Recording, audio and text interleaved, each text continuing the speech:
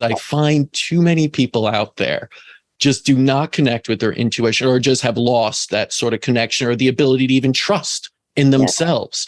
And then they seek outside.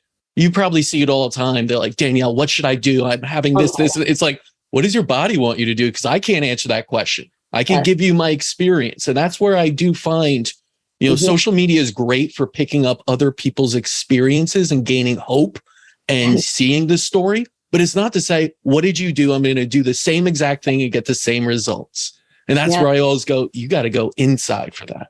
So 1,000%. Tell us about that intuition. First off, what do you think it is that is stopping us from being the intuitive kind of master creatures that we normally naturally are, into this sort of easy manipulated, no idea about a connection to the body, and almost ignoring the intuition? Well, if you think about it, from birth, the minute we come out of the womb, the minute we come out of the portal, we're usually in a hospital setting, right? Mm-hmm. We're usually in an environment that is not the most loving. No. We are then pumped with toxins straight in our eyes, straight in our arms. So the moment that light comes out into human form, we're then shoved shit in our body that is then density weighing us down. Then we grow up, and again, nothing against anyone's parents or anyone's family, but most people don't know. So you repeat a cycle. You then come into a family environment where it's like they're doing exactly what their doctor says, not listening to their body. They're watching the news. The news says, jump up and down 10 times on your right leg, or you're going to get a disease, right? We have to do this, right? So they're like, I'm a good person. I don't want anything to happen to me or my daughter or my son. So we're going to do this, right? So it starts immediately that they're programmed. So what does the child learn? The child learns that mom is doing this, dad is doing this. I'm being told what it is. Okay, so I'm just going to follow orders. So it's like Simon Says, do this, right? It's the game. Yep. So from birth, we're literally put in this matrix, in this program that says, whatever you do, don't listen to your innate wisdom, because everything outside of you, the distractions, the music, the frequencies that are not even healing, the media, right? Even the teachers, there's a million great teachers, but a lot of teachers are also in the system that don't know. So they're just repeating and regurgitating information. So it takes a very unique soul. We all have this, right? But it almost like we're in the dark.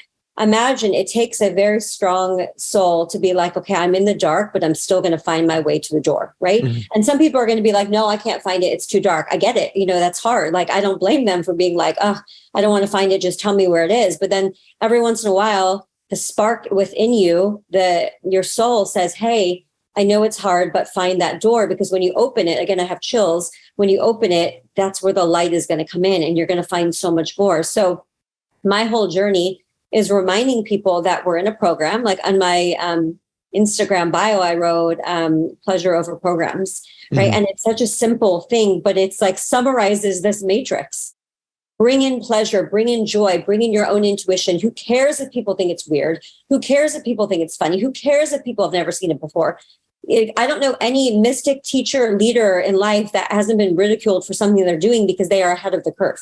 So we have to find our light, and we have to listen to our intuition. So again, everything comes back to trusting yourself, listening to your heart and soul. And to answer your question, when someone messages me like, oh, what do I do about this? I always tell them, I will not tell you the answer. What I'm going to say is sit down, place your hand on your heart, talk to your heart, create a relationship between you and your heart and your soul, and ask your heart questions. I'm not going to give you the answer. I'm not a psychic where you put in 25 cents, right? Deposit 25 cents and when you tell you an answer. I get it. There's a time and a place for that kind of coaching, but that needs to be with someone that is in their power, not someone that is saying to everyone, tell me what to do, And I did that when I was younger too. Yep. I even literally would call, this is so funny and embarrassing, but I'm sharing. When I was younger, I literally would call 1-800 psychic lines, and I'd be like, well, is he going to am I going to get back together with this guy? Does he like me? Right. And it's like, it's so funny to me. And I shared that story one time with a retreat I did with my students, and they were just laughing. And I'm like, all I would do was call the 1-800 psychic line, because I felt like they had the power and they knew everything. And there was no way I would get the answer. There's no way I would know. Right. But I'm glad I went through that, because I had to learn that's not the way. That's not the way at all.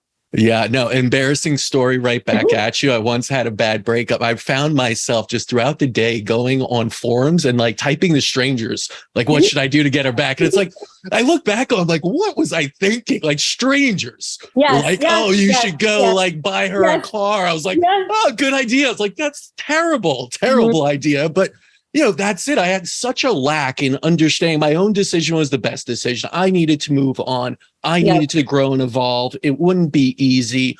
I know all that now, but looking back, it's like we have this, I think it's fear and other things as well,